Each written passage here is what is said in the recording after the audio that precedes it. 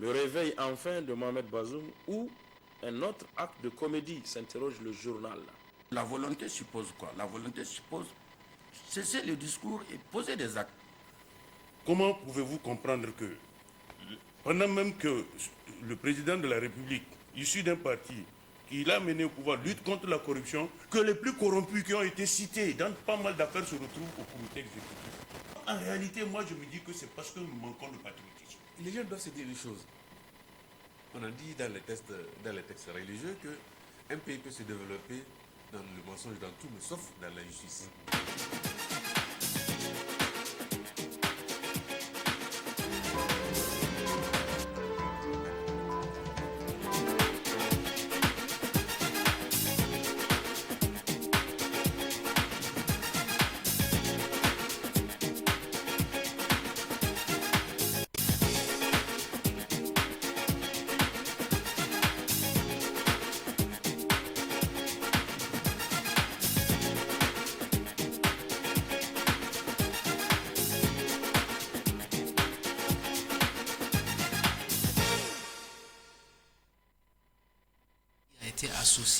Mesdames, Messieurs, bonjour. Merci de nous recevoir chez vous pour ce nouveau numéro de Presse à Plus. Autour de la table, nos invités et consultants habituels, si je puis dire ainsi. En tout cas, il y a Ousseini Issa, journaliste professionnel. Ousseini, bonjour. Bonjour.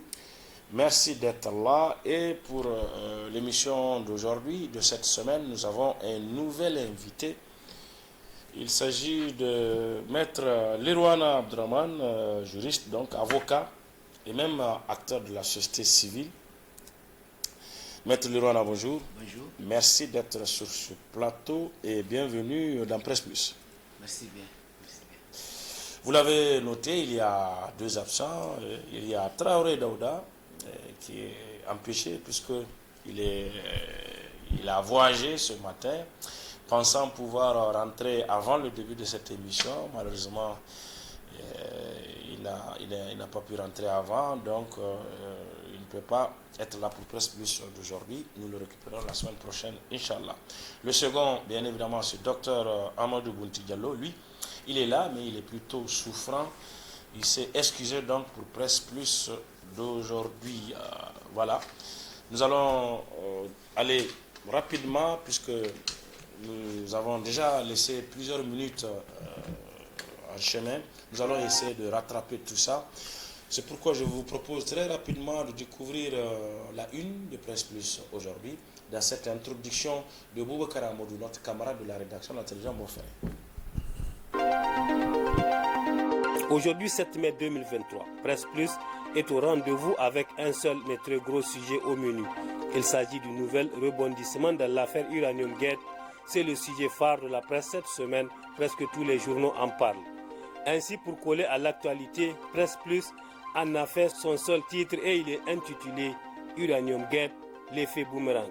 Bonjour et bienvenue à toutes et à tous dans Presse Plus.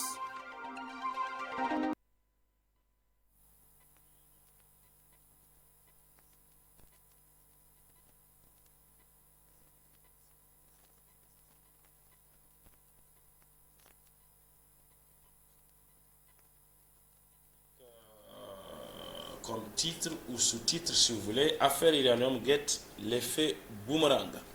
Le résumé est signé encore une fois, Boubacar Amadou. Uranium Gate, l'effet boomerang. Uranium Gate, vous vous souvenez certainement de cette affaire de gros sous révélée il y a 7 ans entre la Sopamine, Areva Actuel Orano et plusieurs structures douteuses qui portent sur une transaction d'uranium à hauteur de 200 milliards de francs CFA. Un des acteurs au centre de cette controverse était M. Hassoumi Massaoudou, directeur de cabinet à l'époque du président de la République Issoufou Mahamadou. Aujourd'hui, des années après, suite à une enquête des renseignements américains, l'affaire revient à la surface avec une révélation de taille, celle de l'implication présumée du président d'alors Issoufou Mahamadou, qui aurait bénéficié d'impôts de 1,6 million de dollars, soit près d'1,5 milliard de francs CFA, dans la transaction à travers un compte bancaire sous le nom de code TR. La révélation est grave tant il est vrai que les autorités de l'époque ont vigoureusement écarté toute implication douteuse de leur part dans cette opération de trending où pourtant le Niger, déjà selon les dires de M. Massaoudou, avait perçu la somme de 800 millions de francs CFA sans rien faire. L'on parle d'un véritable effet boomerang. À suivre tout de suite le débat.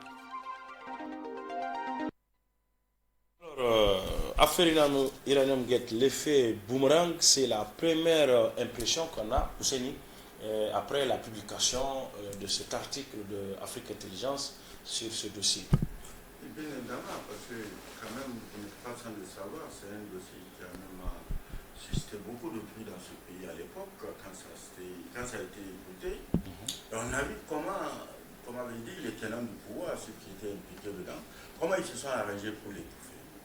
Tout le monde savait quelque part que, effectivement, il y avait des choses louches dans la conduite de ce dossier, dans la transaction. On a vu comment ça s'est passé, il vous souviendra certainement. Une enquête parlementaire qui avait été mise en place, où le travail avait été fait à la dernière minute, au moment de venir dire ce qui s'est réellement passé et pouvoir citer les implications. On a vu comment les députés de la majorité se sont arrangés pour venir dire qu'il n'y avait rien du tout. C'était, comme on avait dit, c'était une affaire tout à fait transparente qui nous a rapporté de l'argent. Comme a eu à le dire l'un des principaux, comme on avait dit, protagonistes, en l'occurrence Massoud Assouni, à l'époque, directeur de cabinet, je crois, du président de la République, que c'était une transaction dans laquelle le Niger avait gagné de l'argent sans rien faire. On reviendra sur tout ça. Premières impressions, premier commentaire. Est-ce qu'effectivement on peut parler d'effet boomerang?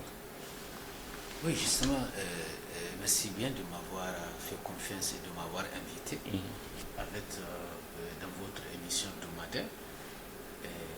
On peut dire qu'il y a effet boomerang. Parce qu'au tout début, comme l'a dit mon frère, l'affaire est toujours louche. Et c'est parce qu'elle est louche que les gens cherchent à savoir, mais en réalité, qu'est-ce qui ne va pas dans cette obscurité-là? Si tout était clair, si l'affaire a été claire, elle va passer sans aucun effet,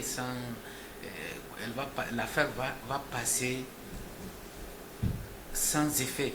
C'est-à-dire, si c'est clair, tout le monde va comprendre, non, il n'y a pas de problème. Donc, elle est sans objet. Mais du fait que c'est encore flou, c'est pour cela que les gens cherchent à savoir effectivement qu'est-ce qui s'est passé. Et pour approcher cette affaire, il est un peu délicat de faire un raisonnement tranché. C'est pour cela qu'il faut poser au moins deux hypothèses. D'abord, l'argent appartient au Niger.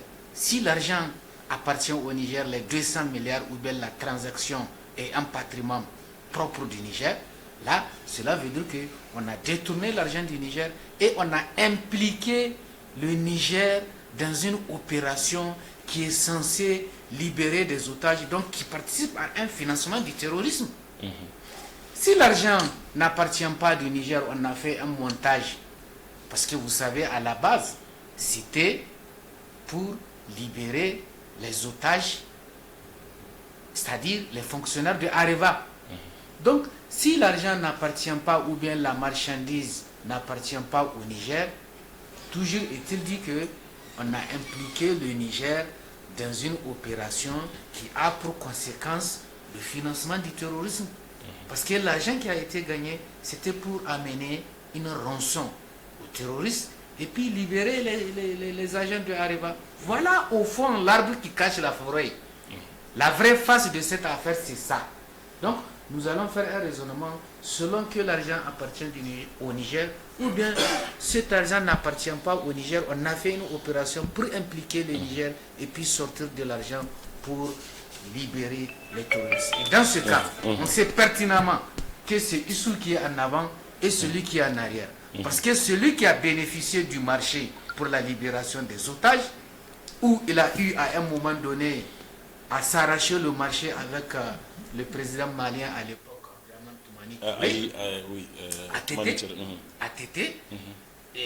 ATT est soutenu par Blaise de l'autre côté pour avoir ce marché. Issou a pris son avion pour aller en France Il est allé directement à l'Élysée, il a négocié et il a pris l'affaire. Oui, voilà comment il a réglé l'affaire. Parce que c'est lui qui les a libérés. Alors ce montage, on l'a compris après, au moment où cette affaire a éclaboussé et que tous les analystes et commentaires s'en sont allés à chacun donc, dans son analyse et son commentaire et quelques éléments d'information qui nous sont parvenus également. D'enquête de journaux français ou même de services de renseignement français. Mais déjà, pour revenir en arrière, comme vous l'avez fait, Maître Leroy, on va découvrir un peu avant la une des journaux de cette semaine par rapport à ce dossier qui revient donc à la une. L'enquêteur du 4 mai 2023 a titré « Affaire Iranium Gate, politique et argent, un cocktail explosif ». Affaire Iranium Gate, politique et argent, un cocktail explosif, a titré le quotidien l'enquêteur du 4 mai dernier. Le journal Le Courrier a titré Iranium Gate, Monsieur T3 prit la main dans le sac. Monsieur T3 prit la main dans le sac. Le Courrier, vous vous souvenez que c'est ce journal qui a révélé l'affaire, en tout cas ici, au niveau local, au Niger, et qui a fait grand bruit depuis lors. La une du journal du Courrier qui a soulevé l'affaire date de février 2017. Nous y reviendrons tout à l'heure, Inch'Allah. Et puis Le Monde aujourd'hui, le journal Le Monde aujourd'hui qui titre Iranium Gate, l'opération de trading éclabousse Issoufou. Iranium Gate, l'opération de trading éclabousse Issoufou. Issoufou, c'est M.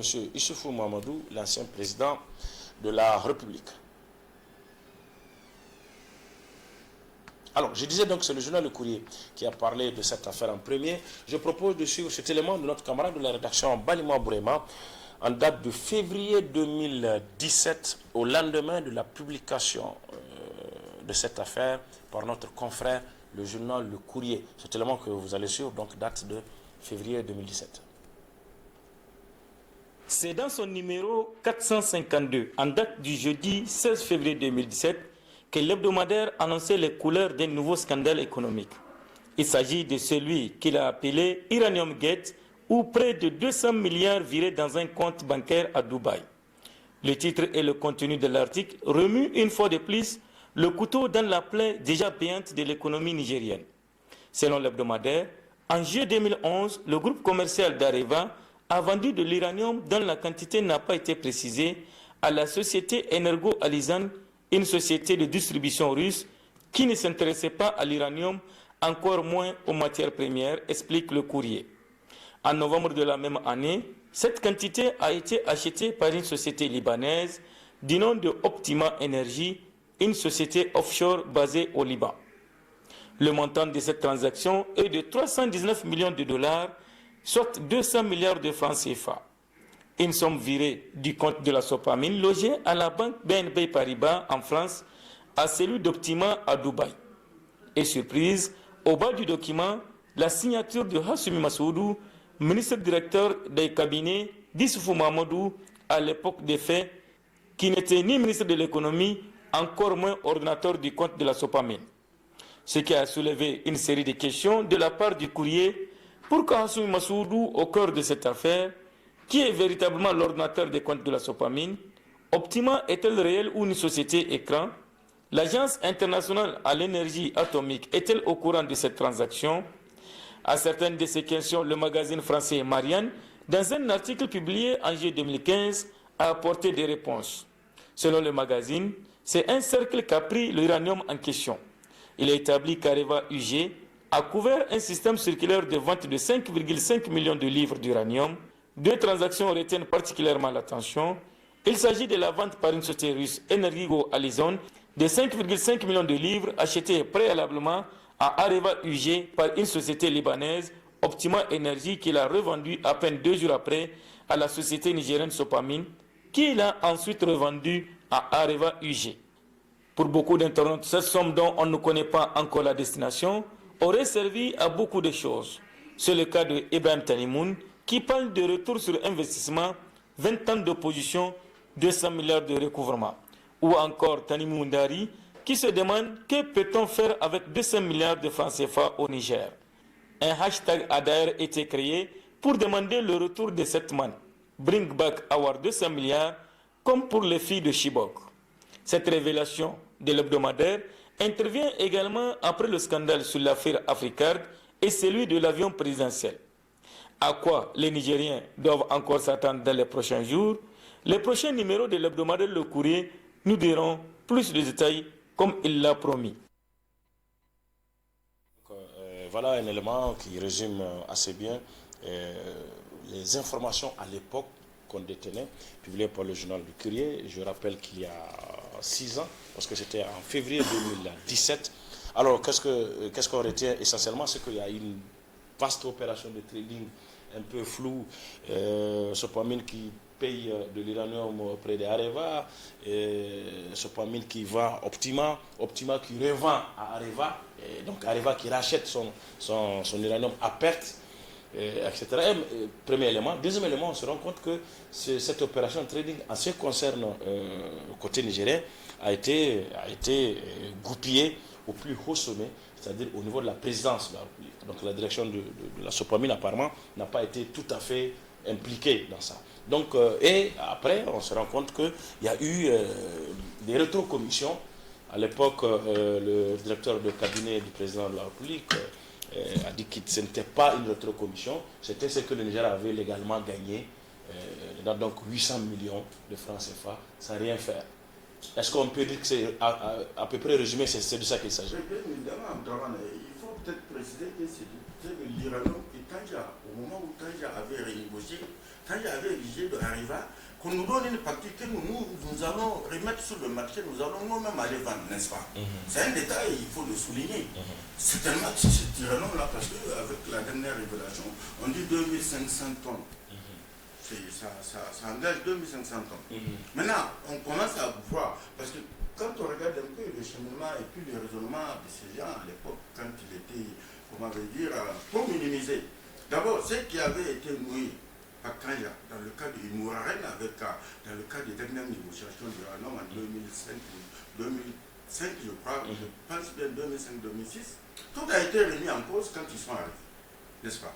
Y compris la mise en exploitation de, comment ça s'appelle, et il s'était érigé systématiquement en défenseur, avocat défenseur de Areva. Il y en a qui ont eu à dire que l'uranium ne représente rien du tout, il ne faut pas que les gens comptent sur l'uranium. Aujourd'hui, on découvre le pot rose parce que tout simplement, il fallait détourner l'attention des Nigériens, que ce n'est plus un minerai sur lequel il fallait compter. Aujourd'hui, à la lumière de ce scandale-là, parce que ce n'est pas encore fini, on a cherché à minimiser ça ici localement. On a vu toute la transaction quand le ministre, le directeur de cabinet était sorti pour dire que non, mais il ne faut pas que les gens pensent que ça a été clair.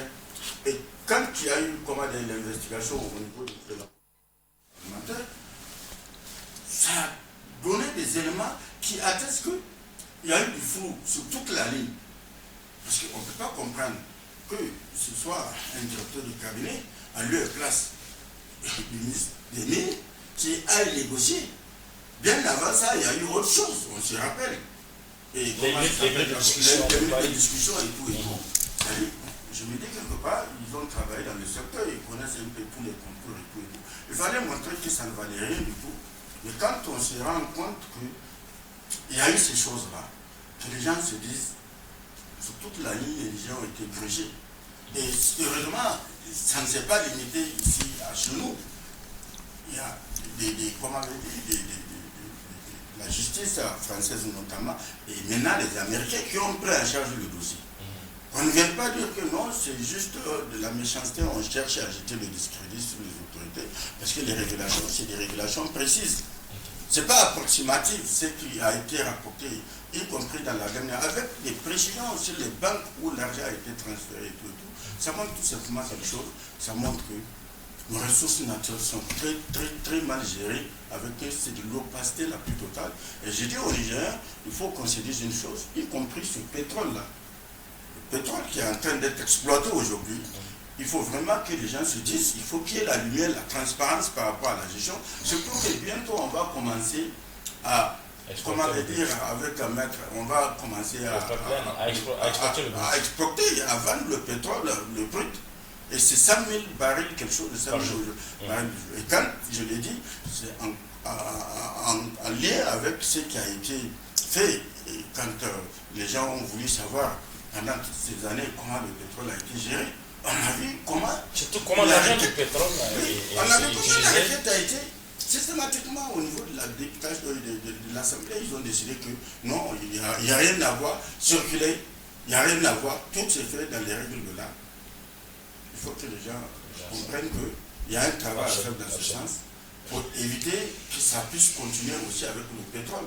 C'est ce qu'on avait avec l'Iran. L'Iran a dit, bon, voilà un peu un des aspects que les gens ne connaissent pas dans le cadre de la transaction pour la libération des otages d'Arabie. Mais on ne peut pas engager les ressources du Niger pour libérer quand même d'une grosse firme internationale pour utiliser l'argent du Niger. Ça n'a pas de sens. Petite précision, cette transaction, cette opération de trading a eu lieu dès le début, à l'arrivée des autorités de la Renaissance en 2011. Donc entre 2011 et 2012, et l'affaire n'a été révélée que 5 ans plus tard, donc notamment en 2017, chez nous en tout cas, par le journal Le Courrier. Avant d'arriver à vous, Maître Lirwana, complétons donc ces révélations du journal Le Courrier avec cette réaction, cette réponse du ministre des Finances à l'époque de la publication de cette affaire, mais qui était directeur de cabinet au moment où la transaction avait lieu. Il s'agit de M. Hassoumi Massaoudou qui a vite réagi à la publication du journal Le Courrier à l'époque, donc quelques jours, 2 ou 3 jours après la publication en février 2017 de ce dossier. Hassoumi Massaoudou a réagi en ces termes. Je propose de suivre. Ils m'ont dit que dans cette opération-là, on peut, s'ils ont des gains, rétrocéder une petite partie de cette opération.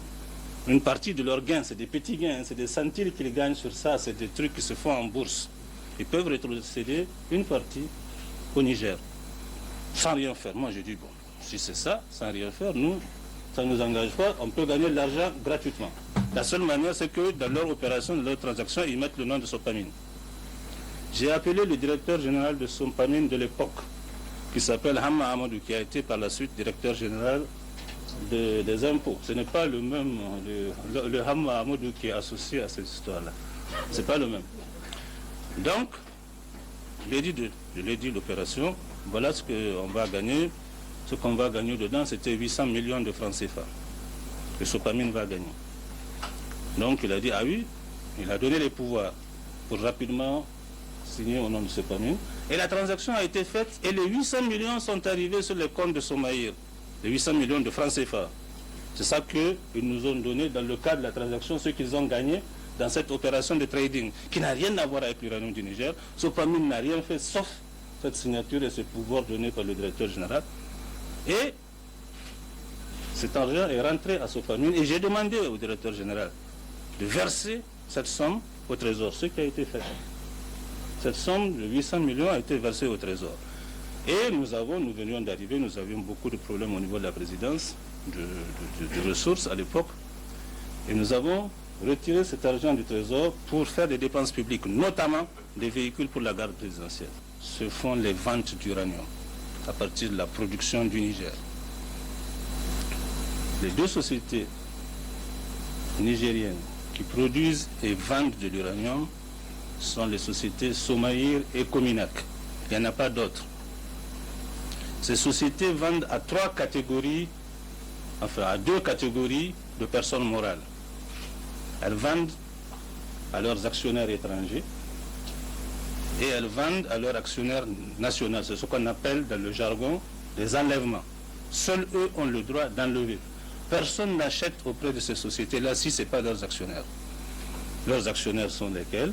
Vous avez Areva, vous avez Sopamine, vous avez Urd, c'est-à-dire les Japonais, vous avez Enusa, les Espagnols.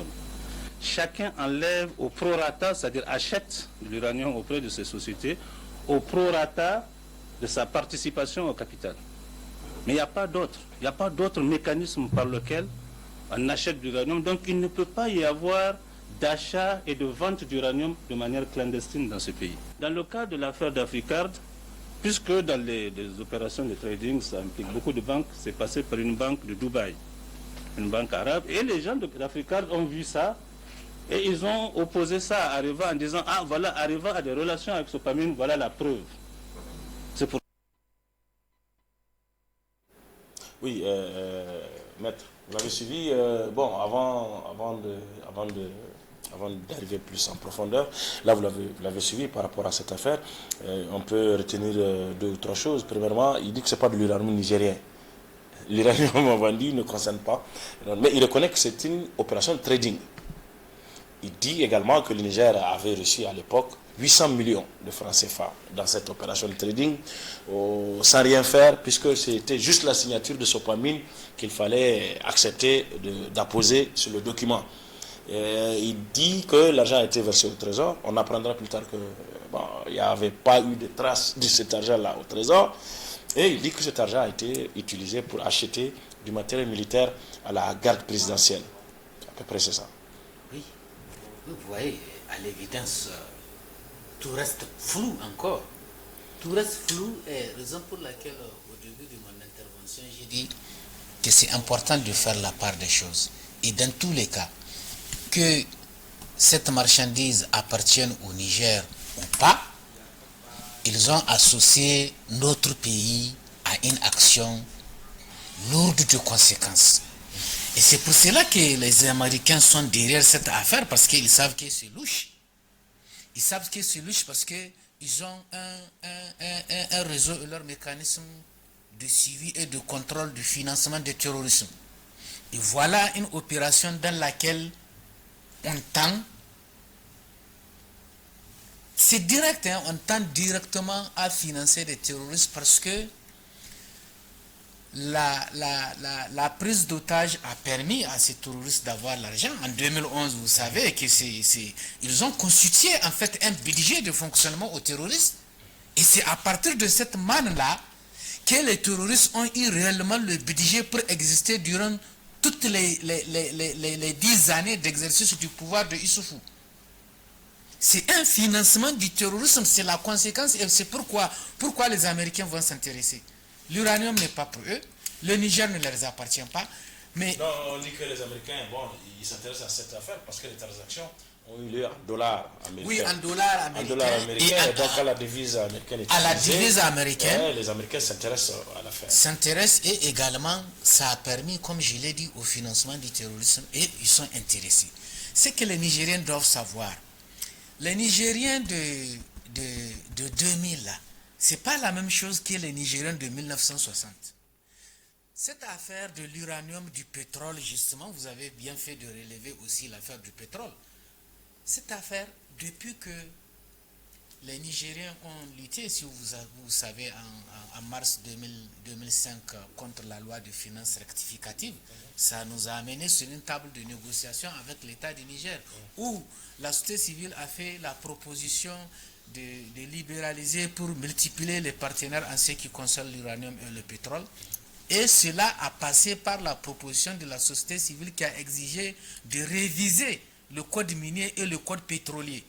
Et il y a toute une dynamique qui a été prise en compte dans le cadre de cette réforme qui a institué les ITE, Initiative pour la transparence dans les industries extractives. Et c'est depuis ce temps-là que la société civile a commencé à être formée, mais outillée. Elle a des outils aujourd'hui pour savoir ce qui se passe et avoir un droit de regard dans le cadre de l'exploitation de ces minéraux. Jusqu'à ce que la synergie a été créée, la société civile est tout le temps associée à ces activités. Et c'est pour cela que je reviens à la réponse de mon frère où il disait que le pétrole également, on doit savoir ce qui se passe dans le pétrole. Effectivement, si on ne cherche pas à savoir dès maintenant, les problèmes vont s'accumuler. Dans le cadre de l'exploitation de ce pétrole-là, à un moment donné, la société civile, au niveau des Anders, a constaté l'exportation de l'eau minérale C'est dans le cadre de l'exploitation du pétrole qu'ils ont trouvé une source d'eau minérale qu'ils exportaient. Les gens, à un moment donné à Zander, disaient même que ce n'est pas de l'eau. Et ils ont fait un rapport pour envoyer à la Commission nationale des droits de l'homme qui a fait une mission.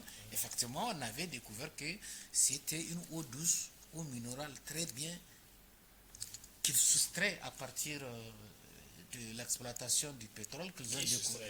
Les Chinois, et ils l'exportaient. Ça aussi, on doit savoir, en dehors du pétrole, encore dans le cadre de cette activité, le gaz même. Le gaz, il le fait envoler à un moment donné.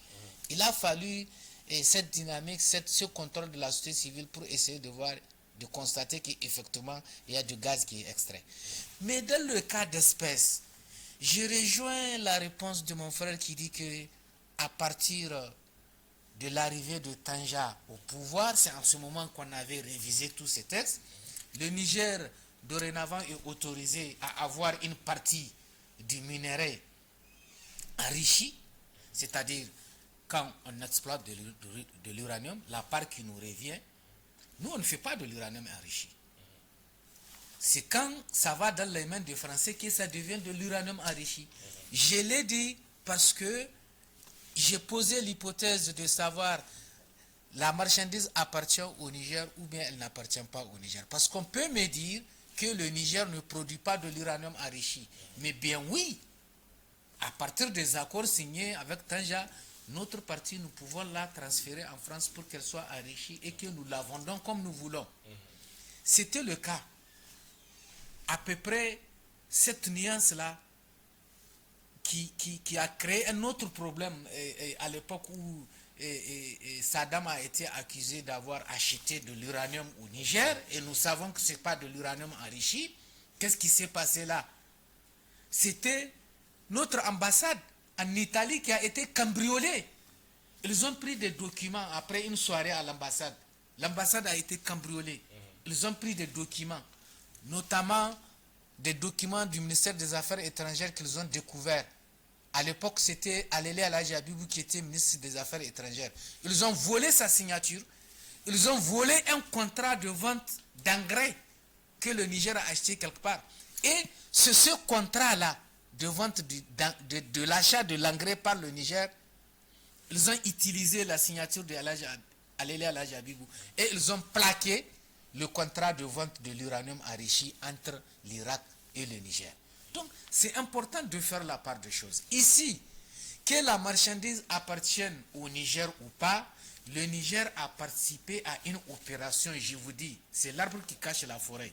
La vraie face de cette affaire de l'uranium gate, c'est d'abord à quoi cet argent a servi. Pourquoi, même si l'uranium appartient à Areva, elle va le vendre à perte. C'est très important de le savoir. Alors, jusqu'à la date d'aujourd'hui... Et le racheter.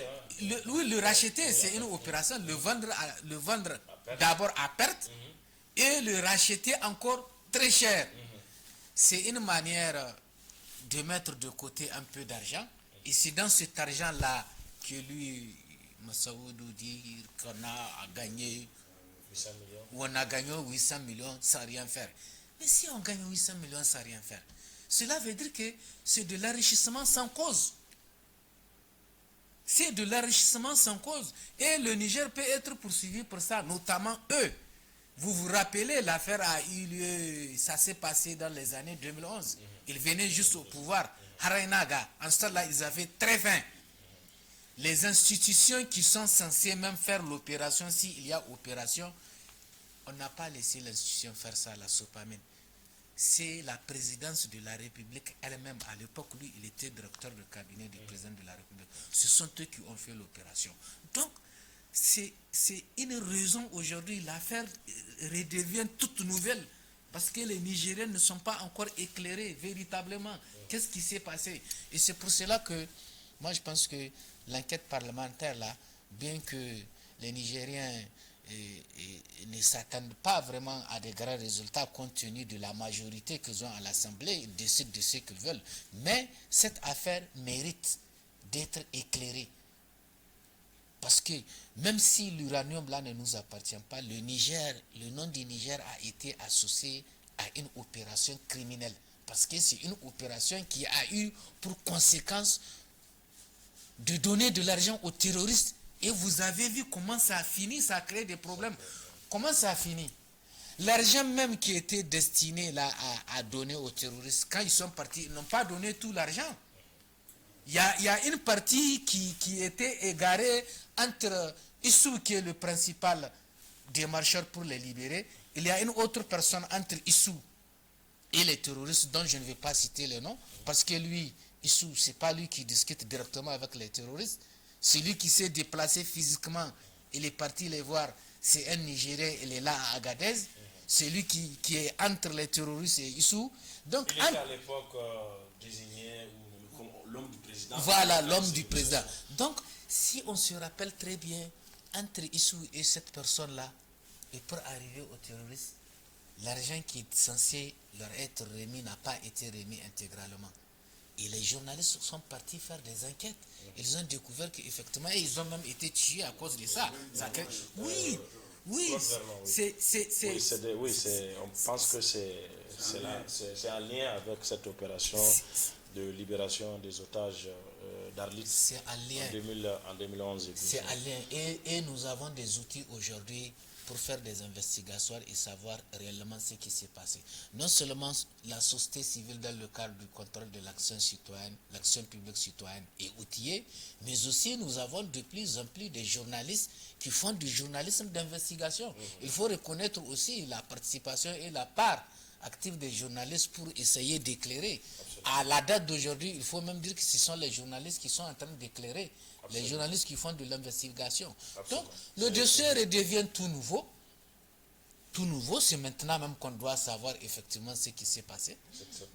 En attendant, on se replonge encore dans l'ambiance de l'époque, où c'est Nissa, des réactions, donc, après l'intervention, ces explications du ministre Hassimi Massaoudou, parce que ça a des répercussions seulement au Niger, mais à l'extérieur, plusieurs médias sont revenus sur ce dossier, entre autres notre consoeur, la TV5, la télévision, cette télévision française, francophone, donc avec cet élément que je propose de suivre. Doit être suffisamment sérieuse pour que le ministre des Finances lui-même convoque la presse. Ce que révèle l'enquête du journal est un système circulaire de vente d'uranium qui aurait permis l'évacuation vers des paradis fiscaux de millions d'euros de commissions et dont les bénéficiaires restent inconnus. Mais dans cette affaire, Massaoudou Hassoumi semble être bien identifié. D'après les documents obtenus, sa signature se trouve bien au bas de deux documents diamétralement opposés. Sur une facture, tout d'abord, adressée par une société libanaise, Optima, en novembre 2011, à la Sopamine, la société qui gère les participations de l'État du Niger dans les entreprises minières du pays. Une facture particulièrement salée, 320 millions de dollars, soit 200 milliards de francs CFA, pour la vente de 5,5 millions de livres d'uranium. De l'uranium acheté à l'origine à une filiale du français Areva. Problème, la signature de Massaoudou Hassoumi se retrouve aussi sur cet ordre de virement de la Sopamine vers la société libanaise, daté du 12 décembre 2011, pour le même montant. Pourquoi serait-il donc à la fois l'acheteur et le vendeur ? Et pourquoi signerait-il à la place du directeur de la Sopamine, par exemple, ou du ministre des Mines? Réponse de l'intéressé, Areva ayant proposé au Niger de faire des bénéfices sur des opérations boursières, il avait pouvoir sur la Sopamine. Ça ne nous engage pas, on peut gagner de l'argent gratuitement. La seule manière, c'est que dans leur opération, dans leur transaction, ils mettent le nom de Sopamine. J'ai appelé le directeur général de Sopamine de l'époque. Je lui ai dit l'opération, voilà ce qu'on va gagner. Ce qu'on va gagner dedans, c'était 800 millions de francs CFA. Le Sopamine va gagner. Donc il a dit, ah oui, il a donné les pouvoirs pour rapidement signé au nom de Sopamine, et la transaction a été faite. Une somme qui, d'après le ministre des Finances, aurait bien été versée au trésor nigérien. D'après lui, il y a donc bien dans son histoire Areva et la Sopamine, mais rien à voir avec les transactions d'uranium et les soupçons de détournement de 200 milliards de francs CFA. À la une du... Comme notre confrère l'a dit dans ce reportage, Hassimi Massaoudou s'est retrouvé être en même temps le vendeur et l'acheteur. Donc, le problème, c'est que ces signatures se sont retrouvées sur des documents de factures, des facture. Ce n'est même pas... C'est ça, en fait. C'est ça qui fait tout le flou, n'est-ce pas? D'abord, il n'est pas habilité. Moi, je ne vois pas en quoi il est habilité. Quelle est l'urgence pour qu'on mette de côté la SOPAMEL qui est censée gérer ce domaine-là? Ça, c'est la première interrogation. Pourquoi? Pourquoi mettre de côté? Non, il n'a pas demandé, il a avisé à toucher la SOPAMEL pour dire voilà une transaction et prendre la tâche avec les responsables d'Alpha. Ça, c'est d'abord, ça montre qu'il fallait écarter, il fallait que ça soit quelque chose qui se passe dans un mur, en vase clos. Il ne faut pas qu'il y ait beaucoup de gens pour connaître. Et quand j'ai suivi, parce que quand il y a eu le travail d'enquête parlementaire, et je crois, si j'ai bonne mémoire, c'est même, comment il s'appelle, le député Soumara Sanda qui a lu le travail qui a pu être fait. On en parlera tout à l'heure. Oui, alors, mais aujourd'hui, on continue à montrer que non, ce n'est pas l'uranium nigérien, c'est juste une signature et que lui, il a sollicité du directeur général de la SOPAMEL qu'il puisse signer à sa place. Et alors, ça pose un problème. C'est déjà flou à ce niveau. Tout à fait. C'est tout à fait flou parce qu'il n'y a rien à voir avec la SOPAMEL. Il est à la présidence de la République. La SOPAMEL, c'est une entité à part pour gérer, comment dire, les ressources minières. Oui. Alors, quand on descend à ce niveau, n'est-ce pas, ça pose un problème. Je me rappelle, c'est comme à l'occasion des minutes de discussion où il est allé faire à la place du ministre des Mines, qui se trouvait être Ladan Tchara à l'époque, et ça suscitait polémique par rapport aux négociations. Bon, tout cela prouve que, véritablement, on est dans un système où, honnêtement, par rapport à la gestion, on pense qu'on pouvoir écarter tous les citoyens, les gens n'ont rien à voir, les gens n'ont pas un droit de regard par rapport à la gestion des ressources qui leur appartiennent. Et je vais insister là-dessus. Ils se sont érigés en avocat défenseur de Areva pendant pratiquement toute la décennie 2010. Pratiquement, systématiquement, ils faisaient comprendre que non, c'est par pitié que la société continue, Areva continue à nous acheter. Et quand on apprend ce genre de choses, on comprend à l'évidence pourquoi ils ne veulent pas, ou ils cherchent coûte que coûte à amener tout le monde à se désintéresser de ces questions, alors que c'est des questions essentielles, parce que c'est des questions qui permettent à ce pays. Mais si c'est pour l'exploiter à leur propre fin, non, il faut se dire une chose, c'est que les jeunes doivent se dire non, il faut qu'on arrête ça. Il faut qu'on arrête, c'est des ressources, comment veut dire, nationales, et la Constitution a bien défini comment ces ressources naturelles, l'exploitation des ressources naturelles, quels sont les secteurs prioritaires dans lesquels il faut investir ces ressources naturelles. Quand on découvre à la lueur, parce que tout, comme le dit Maître Lirwana, ça relance le débat. Cette révélation, ça relance Karma. Ça dit qu'initialement, on ne voyait que Massoudou. Aujourd'hui, c'est Karma, le président, l'ancien président, qui est Karma à la manœuvre. Massoudou n'a été qu'un élément. Il fallait pour protéger. Parce que, à la lumière de ce dernier article de Afrique Intelligence, qu'est-ce qui est dit? Il est dit que, en résumé, que l'ancien président de la République est le détenteur d'un compte enregistré sous le nom d'un code secret, sous le code secret de T3, qui a bénéficié donc de versement de plusieurs, de 3 millions de dollars, un peu plus de 3 millions de dollars, ensuite, dans le cadre de cette opération. 800 millions d'euros, je crois, dans une banque genevoise qui a été, comment ça s'appelle, qui a été virée dans un second temps. Mais quand on en fait, oui, c'est 2,6 millions de dollars, puis 800 millions, effectivement. Alors, quand on voit tout ça, et quand on découvre... Puis 800 000 dollars. Donc, 2,6 millions et 800 000, ça fait 3 milliards 4.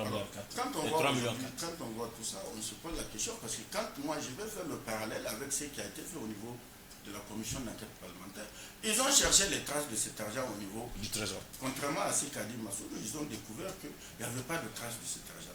Les 800 millions CFA dont tu as parlé à ce moment. N'est-ce pas? Il n'y avait pas aussi les 800 millions de traces dans les livres de, comment ça s'appelle, SOPAMEL. Si j'ai bonne mémoire, je ne pense pas qu'ils aient retrouvé ces traces de cet argent-là. Alors, il explique que l'argent a été utilisé pour acheter, il venait d'arriver, tout était vétuste. C'est qui est contestable. Parce qu'on sait dans quel état Tandja avait laissé ce pays, dans un état financier, dans une situation financière relativement propre. Au moment où ils étaient arrivés. Oui, justement. Alors, mais qu'on vient de nous dire que la situation était tendue, tout cela prouve que voilà comment nous sommes en train d'être gérés aujourd'hui. Il y a des gens qui pensent qu'il n'y a personne qui connaisse mieux, il n'y a pas de contradiction possible à faire par rapport à ces questions. Alors les gens découvrent, vraiment avec beaucoup comment vous dire, c'est choquant de voir comment ceux qui sont censés créer les conditions pour que les gens aillent mieux dans ce pays, comment ils gèrent ces ressources. Y compris, je veux parler des députés systématiques qui ne se disent pas qu'ils sont là pour défendre les intérêts du peuple. Ils sont là. Alors, tout à fait. Doit-on continuer comme ça à gérer un pays, à piller pour enrichir de quelques individus? Maître le. Oui. Non, il faut préciser que effectivement l'affaire redevient toute nouvelle. Elle redevient toute nouvelle parce que à partir de cette date, nous avons encore d'autres éléments qui édifient les Nigériens pour comprendre effectivement ce qui s'est passé. Mais à l'époque, que Massaoudou vienne nous dire qu'il y a des difficultés de trésorerie financière au Niger, mais c'est pas vrai. C'est pas vrai. C'était au lendemain de la révision des accords avec Aruba quand on avait signé le protocole. Tanja avait signé Imou Araren avec Aruba. Ça ne fait pas longtemps qu'eux ils sont arrivés. L'argent même que le Niger avait gagné. 2008 ou 9, non? L'accord Imou Araren. 2008 ou 9? Oui, c'est après 2008, c'est en 2009. 2008 ou 9? Oui, c'est en 2008 que le code minier et les travaux pétrolier sont rentrés en vigueur. Ça a commencé à partir en 2009. En 2009, le Niger avait déjà encaissé les fonds à la signature. Ça fait plus de 105 milliards que le Niger avait à la BCAO déposé après la signature. On n'a même pas touché. De ce côté, l'exploitation du pétrole allait commencer et de ce point de vue, le Niger a atteint la page de garantie bancaire. C'est quoi garantie bancaire? Tous les jalons de l'exploitation du pétrole sont posés. On est sûr que le Niger va à l'exploitation du pétrole. Donc le Niger a une garantie quand même d'avoir les prêts. Et cette exploitation a commencé le 30 novembre 2011. 2011, quand ils sont venus. Mais c'est cette garantie qu'ils ont trouvée pour pouvoir prendre 2000 milliards, même s'ils disent que c'est 1000 milliards. C'est la garantie à l'exploitation du pétrole qui a permis au Niger aujourd'hui, qui a permis au Niger à l'époque de contracter un crédit bancaire jusqu'à 2000 milliards. Avec Exim Bank. Avec Exim Bank. Et c'est ça qu'ils ont pris. Donc, que Massaoud ne vienne pas nous dire qu'il y avait des difficultés, ils ont un problème d'argent, mais c'est faux. Ils n'ont pas un problème d'argent, c'est faux. Et pourquoi même à l'international, tout le monde s'intéresse à cette question? Mais effectivement, il s'agit d'un produit stratégique qui est de l'uranium. C'est un produit qui ne peut pas traîner comme ça dans les marchés parce que nous sommes dans un contexte de guerre ou de terrorisme. Eux-mêmes, les terroristes, ils ont besoin de cette matière-là pour faire des explosifs. C'est avec ça qu'ils font des agents explosifs. Donc, raison pour laquelle il y a un certain nombre d'institutions, même pas au Niger, au niveau international, qui suivent et qui s'occupent du marché de l'uranium, même dans le marché noir qu'on appelle marché spot là. Ils suivent ça parce que c'est un produit dangereux. C'est un produit extrêmement dangereux. Mais voilà, ils viennent impliquer le Niger dans cette affaire. Mais si c'était clair, il y a la voie normale, qu'il faut passer pour vendre cet uranium. Mais eux, ils n'ont pas passé par la voie normale. Et ils savent pertinemment que la France d'abord ne peut pas accepter que son pays participe à ce marché flou. Donc nous, en tant que moutons de Perniche, on prend le Niger pour associer le Niger. Le Niger n'est pas le seul pays. Si ce n'est pas l'uranium de Niger, le Niger n'est pas le seul pays en Afrique qui vend de l'uranium à Areva. Ou bien. Mais maintenant, comme nous avons des dirigeants à l'époque qui sont prêts à faire tout, donc on les a utilisés. On a utilisé les Nigériens pour faire cette opération et on a utilisé le Niger pour faire cette opération, raison pour laquelle les Nigériens ont un droit de regard et ils vont poursuivre cette affaire. Non seulement contre leurs propres dirigeants qui ont attiré ça, mais aussi contre Areva et la France. Contre Areva et la France, surtout Areva. Parce que là-bas en France, c'est interdit que l'État français prenne de l'argent pour libérer des otages. Quelles qu'en soient les mains dans lesquelles où les otages prennent. Mais bon sang, pourquoi c'est le Niger qu'on va utiliser. Et on va utiliser notre président de la République. Hein. Vous imaginez, à l'époque, ils se sont même rentrés dedans entre Issou et ATT. Qui devrait prendre ce marché-là? Parce qu'il s'agissait d'un marché. Il s'agissait d'un marché. Et à l'époque, ATT, Amadou Toumani Touré, a dit non, cette affaire, c'est le standing qu'il faut monter, comment on appelle ça, le financement de l'opération pour les libérer. Ça ne peut pas coûter 3 milliards. Issou a dit non, il faut qu'on donne de l'argent aux terroristes. Et ils ont pris de l'argent comme ça. Ça vient de cette opération-là. Au lieu d'amener même tout l'argent, parce que la France ne veut pas dire qu'elle a donné de l'argent pour libérer les terroristes. Oui. Areva elle-même, elle ne va pas le faire. Donc on utilise le Niger. Comprenez très bien, même si l'uranium là ne nous appartient pas, on nous a utilisé dans une opération qui a pour conséquence le financement du terrorisme. C'est ça le plus grave. Les 200 milliards là, c'est le moindre mal. C'est le moindre mal. Parce qu'ici, on a pris de l'argent. Ça fait plus de 10 milliards qu'on a donné. Est-ce que vous vous rappelez du montant qu'on a donné aux terroristes? Mais ils ont financé ces terroristes-là pour une période de 10 ans. C'est une trentaine de millions d'euros. Hein. Une trentaine de millions d'euros, si je ne m'abuse. Ça fait combien? Oui, ça fait 15 ou 16 milliards. Oui, 15 ou 16 milliards. 15 ou 16 milliards, mon grand frère. C'est beaucoup d'argent. Pendant ce temps, les terroristes ont eu suffisamment de moyens pour s'outiller, pour s'armer et puis déstabiliser tout le Sahel. Mais par conséquent, moi, je dirais que, mais écoutez, Areva même avait participé et financé ces gens-là pour déstabiliser le Sahel. Parce que non seulement, il faut reconnaître à l'époque, ils ont signé Emou Araren, hein, mais ce n'est pas de l'intention d'exploiter. Donc, ils cherchent toujours des boucs émissaires pour essayer de faire envoler ce contrat-là. Et effectivement, c'est ce qui s'est passé.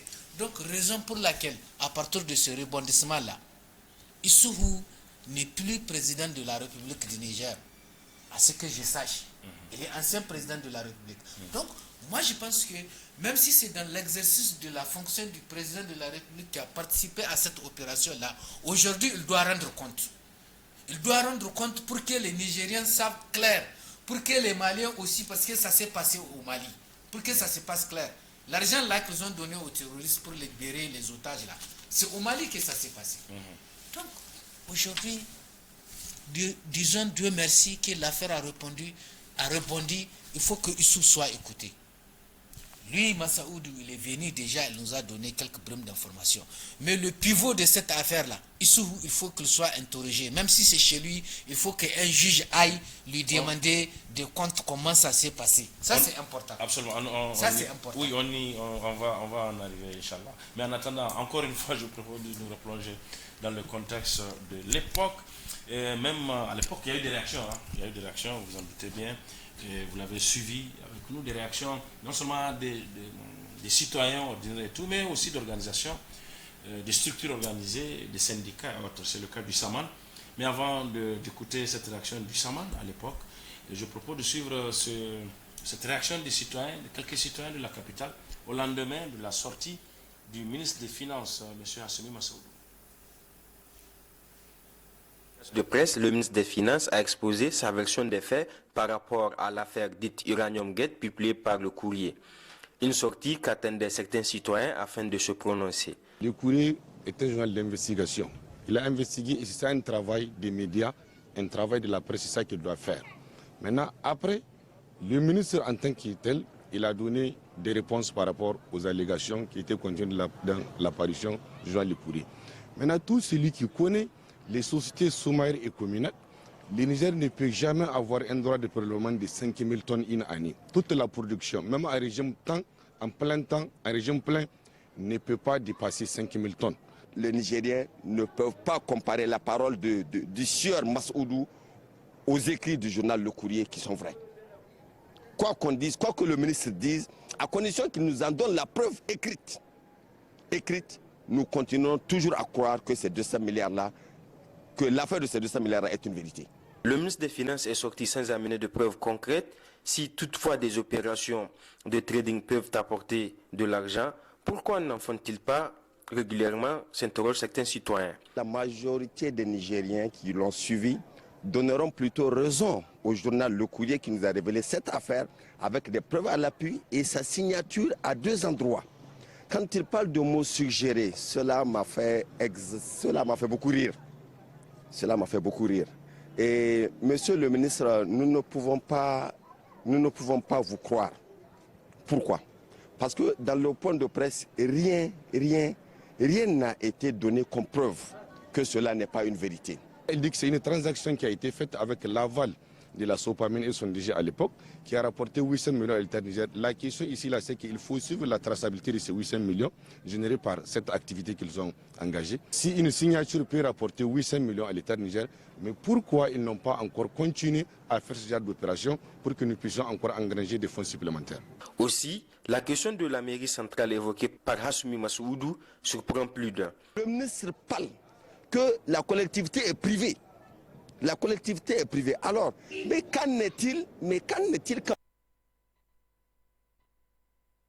La réaction à l'époque qu'on a pu glaner, c'est celle du SAMA, le syndicat autonome des magistrats du Niger, à l'époque dirigé par M. Ayouba Hassan, si je ne m'abuse, a rendu public une déclaration dont je propose un extrait. Et cet extrait est relatif justement à cette affaire de 200 milliards de francs CFA de l'Uranium Gate.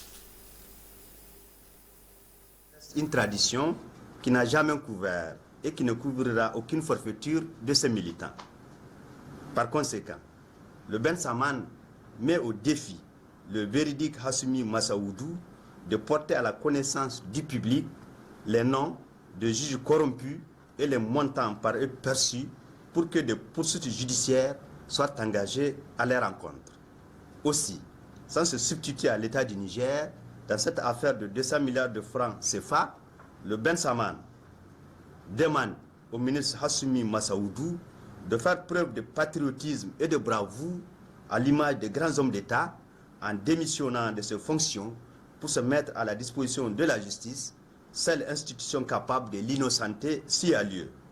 À défaut, demande au président de la République, en vertu de l'égalité des citoyens devant la loi, principe consacré par la Constitution nigérienne, dont il est le garant de l'application, de mettre fin aux fonctions du ministre Hassoumi Massaoudou pour permettre aux autorités judiciaires de faire toute la lumière sur cette affaire de virement de fonds à l'étranger au préjudice de l'État du Niger. D'ores et déjà, le SAMAN sollicite du procureur de la République, du pôle économique et financier du Niger, compétent pour la répression des infractions économiques et financières, l'ouverture d'une information judiciaire sur cette affaire.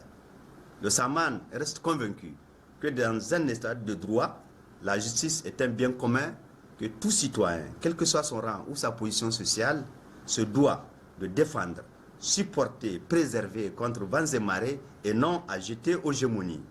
Le Ben Saman adresse ses condoléances les plus émues à l'ensemble des Nigériens et en particulier aux familles de nos vaillantes forces de défense et de sécurité tombées sur le champ d'honneur dans le département de Walam suite aux récentes attaques terroristes.